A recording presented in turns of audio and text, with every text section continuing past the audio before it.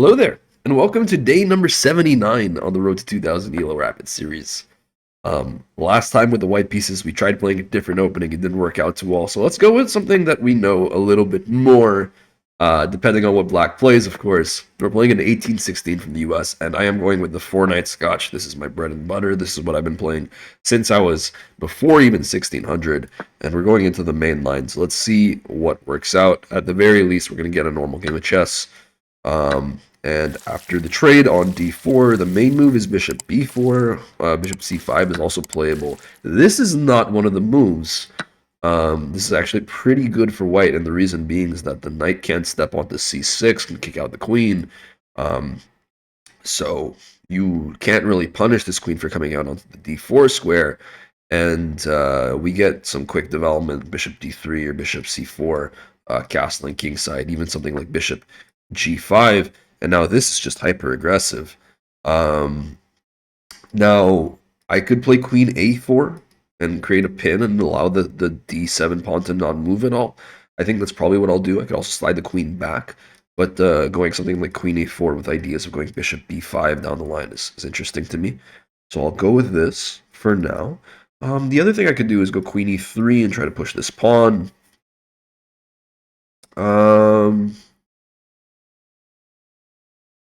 Gotta make a decision. Queen e3 blocks in my bishop. I'll play queen a4 for now. And I mean, this is not a move. My queen can't really be kicked out. So, yeah. Bishop here, castling long might actually be interesting as well. And we'll see. I should really know the line here. Like I should know what's the best move after the trade down the middle. It's not something I remember. I definitely have looked into it in the past. I'm a little rusty when it comes to the chess actual studying and the lines and all. But the good thing is that my opponent is definitely not in prep because wow. What's the idea here? After queen takes pawn, I don't know what the idea is. You're going to try to play a6? Okay, last time I made a mistake because I trusted my opponent. Also, I can take with the bishop, which just looks really good. So let's just do that, because I get to develop a piece for free. If they play a6, I just bring my bishop back.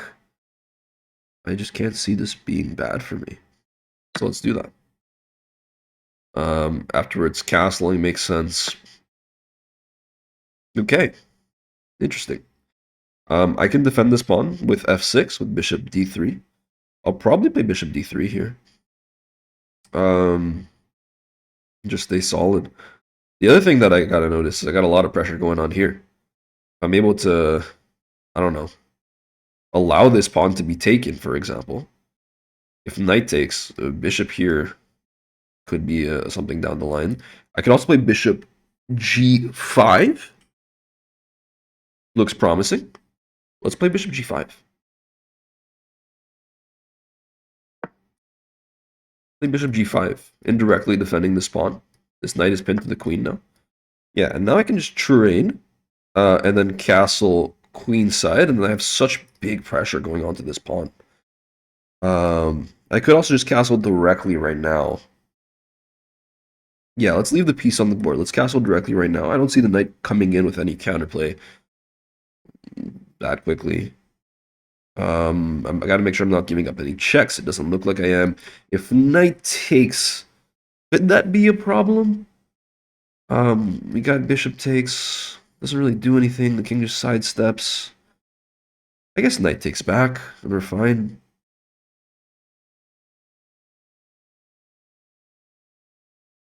Yeah, I mean, this pawn is already double defended. So let's just castle.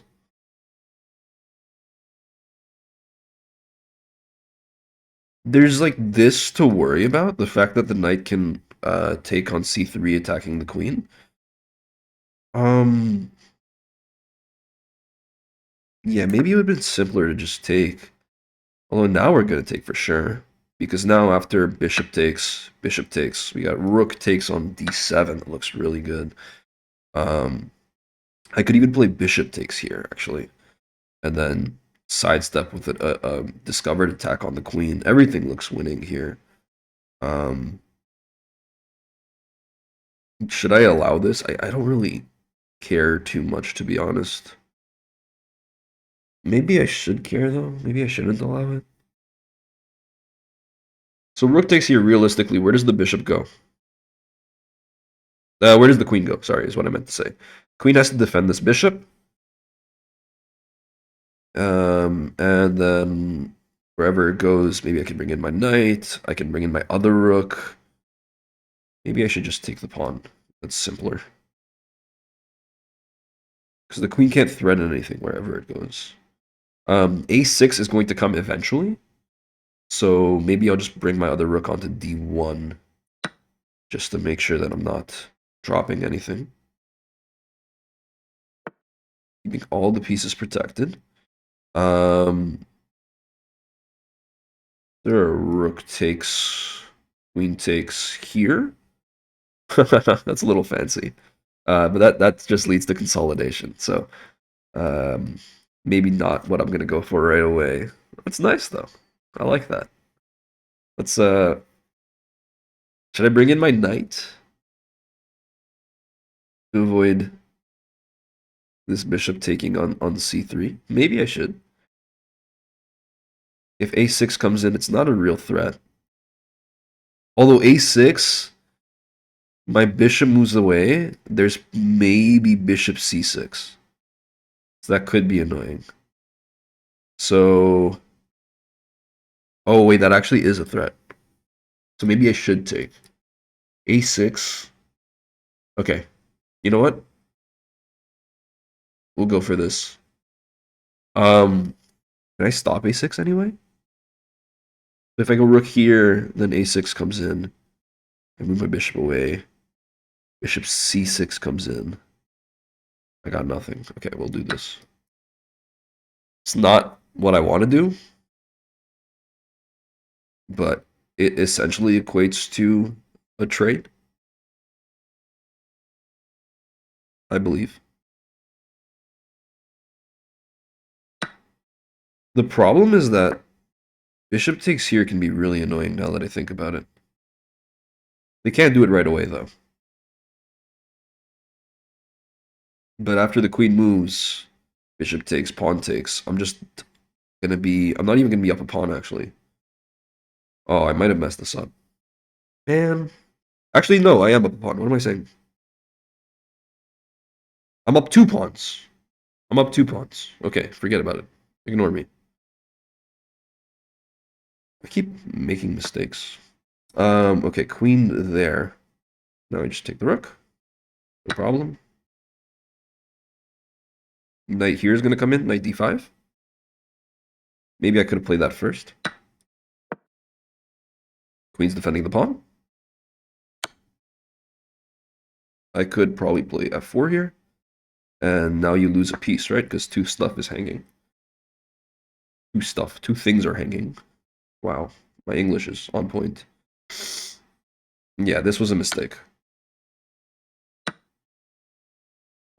And, okay, valiant attempt. Well, it doesn't really do anything. G3 can simply be played. The pin's not scary because they can't attack my knight any further. So we'll play G3.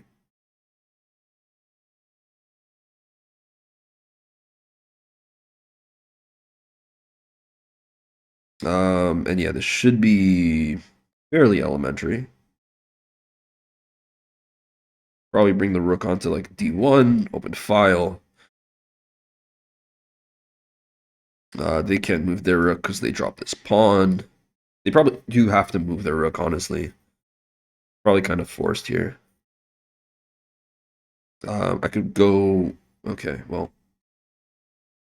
Now we're going to go this way. Where's the queen trying to go? I don't see any queen move being scary. Maybe he's trying to play this. I don't know. I don't trust it. Go here. Oh, he has rook here, I guess. I didn't see that. Whoopsies. Oh, never mind. Do we just take? The easiest way to win this.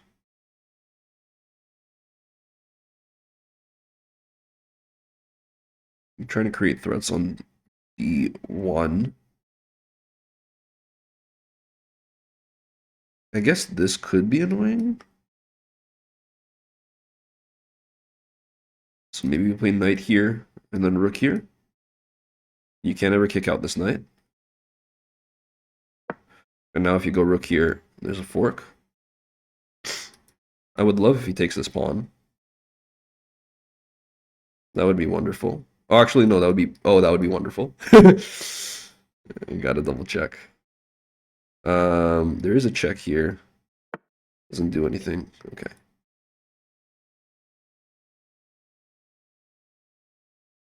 I am getting a little worried.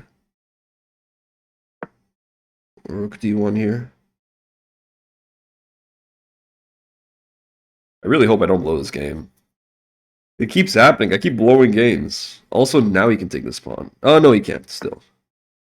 Okay, now he can probably take the pawn.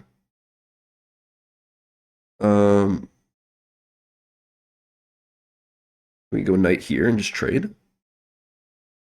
Let's do that. Oh, no. Oh, no. Did I blow the game? He's queen check. My goodness. What am I doing? Okay, I didn't blow the game because knight takes back. Oh. At least I think I didn't blow the game. But that's so bad. Yeah.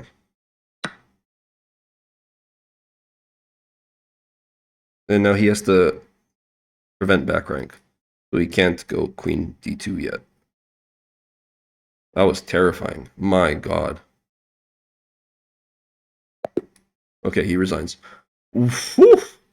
I almost blew the game. I don't know if it's a guaranteed win there. Okay, it is. It is. But like, I gotta focus. I have to convert these wins. Like, this is bad. I can't keep playing well and then blowing it all. Let's take a look at the analysis and see what I could have done better here. So we started the game with e4, e5, knight f3, knight c6, and the Four Knights opening. And when that happens, d4 is my favorite move, the Four Knights Scotch. Your e takes on d4, knight takes back. And here, knight takes is really not a move. You should be playing something like bishop b4 or bishop c5. Knight takes back allows my queen to develop without any way to punish it. Here they tried with c5, but this is actually really good for white. It's already plus 1.8. I can go queen d3 as the best move, but queen a4 is also a good alternative. And after b5 is played, that's just a free pawn, which I take with the bishop. And so I'm already up a pawn out of the opening. It's going great. Bishop b7 is played, and here I develop my dark squared bishop onto g5. Pinning the knight to the queen. They break the pin, makes a lot of sense. And here I castle queenside, which is a good move. After they castle as well, it's a great opportunity to play e5. If I play e5, this knight has very little good squares. If you look at it carefully, there's only 1 or 2 squares that make any sense at all and don't just drop a piece. I guess maybe here, because after bishop takes knight back. But regardless, it's just not going great. Let's say the knight drops back. Well, now you readily take the bishop on e7, and after the queen takes back, well, now you get to play rook takes d7 with a dual threat, and it just looks great. It just looks really good. I guess they have queen g5 to get out of it. But queen g5, can you not just play f4? That's what I would do. Okay, well, you give up this pawn on g2. And now you have to protect your rook. So, okay, it's not just immediately winning a piece, but it's obviously very good. Like, the pressure is immense. And instead of playing e4, e5, what I played was bishop takes, because I just saw this as a way to win a free pawn. After queen c8, I think I got a little greedy here. Well, actually, no. I was worried about a threat. I took this bishop because I was worried about something. And I'm curious why it's not, it's a bad move. So rook hd1 is a move I wanted to play, but I thought didn't work. Let's see why this works, because I thought that after rook hd1, they had a6. And after my bishop slides away, then bishop c6 looks really good for black. But I guess here, now you take the bishop. Okay, so you bring your other rook in first, control the d file, and now you take and play bishop c6. And that would have been a brilliant, oh, I had a brilliant idea, I just played it the wrong way. Okay, anyways. So good to know. Instead, I just took the bishop directly, because after queen takes bishop c6 here, apparently if they had played queen b6, then it would have been almost equal. The reason being that after bishop takes rook, they can take on c3 first, because it creates a huge threat. And when I take back, and then rook takes bishop, and now my king is very unsafe. And I'm only up 2 pawns, but one pair of pawns is doubled here. The queen and rook have easy access into the game. And yeah, it's not convincing. I'm still better, but it's not convincing anymore. Instead, the queen slid back to e7. Probably thinking they're attacking the e4 pawn, but the e4 pawn's not really under threat. Even if bishop takes knight, which removes one of the defenders, the queen's still guarding the square. And also the bishop is. I don't know. Maybe they just wanted to keep an eye on stuff. Here, I took the rook, which is apparently a mistake. Really? Yeah, I was thinking knight d5 first, but I don't know. I just thought, why not take the rook? Okay. Bishop takes. Apparently the reason why is bishop takes on c3. There. Okay, I didn't see that. And now knight d5 after rook takes back. Okay. So we both missed that. Interesting. And here, this is just a huge mistake. After bishop g5, I can play f4, and this is a fork now. And so I win a piece. And here, g3 just keeps the knight on the board. It got a little bit messy, but knight d5 is the best move. You cannot take this pawn. So I will show you, if you take this pawn, well, knight f6 is crushing, because you win a queen after the pawn takes back. And so, yeah, here, after queen f3, I played rook d1. It's the best move. And now knight c3 is actually the best move. So good stuff. I mean, I got scared here, but there was nothing to be worried about. Now you got to stop. Oh, I didn't even see why they resigned. It's very obvious why they resigned. There's a mate threat. I mean, any of these moves is checkmate in one because of the back rank. And if you stop a back rank, then you lose your queen. So, yeah, this is just completely winning. I was worried. I was scared. I don't know. It's irrational sometimes. But we're happy with the win. We're back at 1797. By the way, I won my tournament game yesterday. I have another one today in less than 3 hours. So I'm going to be doing preparation for that now. I hope you enjoyed this video. Thanks for watching. If you enjoyed, please consider subscribing if you haven't already. And drop a like and drop a comment. Let me know what you think. I'll catch you in the next one. Take care. Goodbye. See you soon.